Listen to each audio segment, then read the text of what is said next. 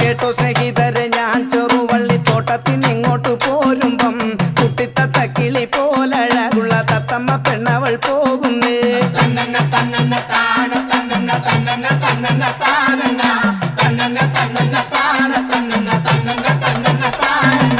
കേട്ടോ സ്നേഹിതരെ ഞാൻ ചെറുവള്ളിത്തോട്ടത്തിനിങ്ങോട്ടു പോരുമ്പം കുട്ടിത്തത്ത കിളി പോലഴകുള്ള തത്തമ്മ പെണ്ണവൾ പോകുന്നേ.